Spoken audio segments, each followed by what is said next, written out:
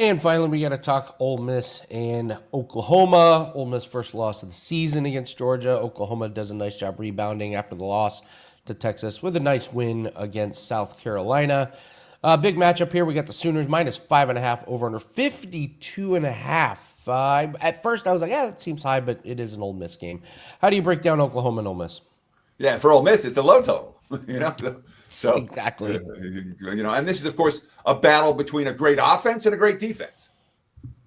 And generally in these type of battles, I look to the great defense before I look to the great offense. Right now, look at the Odds Logic live odds screen.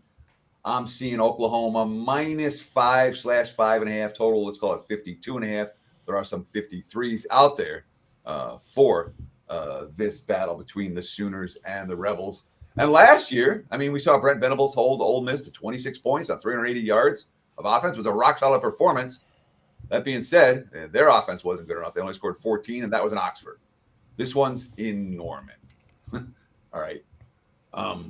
And when you think about the concepts for Ole Miss, I mean, Trinidad Chambliss, 1,500 passing yards, 8 touchdowns, 1 interception. They've given up just 7 sacks all season.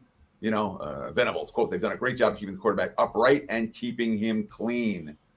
That being said, Oklahoma, all right, leads the nation in total defense, 213 yards allowed per game. Lead the nation in sacks, 4 per game.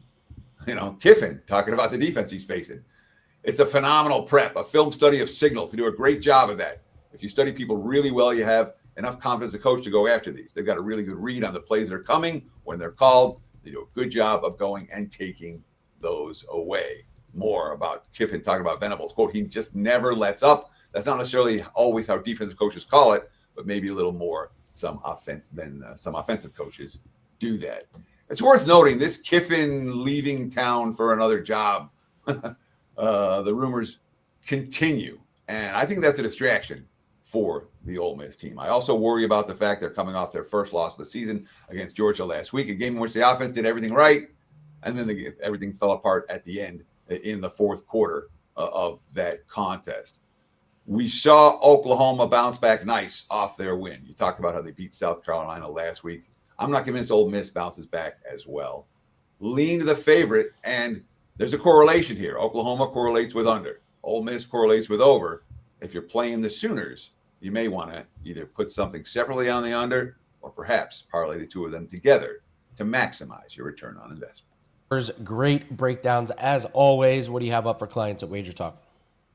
So right now I got NBA up for tonight. We're posting the college card and the NFL card as in the moments when we get off air. So check out the page, wg.buzz/TC, and you'll see all my plays for the weekend posted in a relatively short amount of time after I get off air.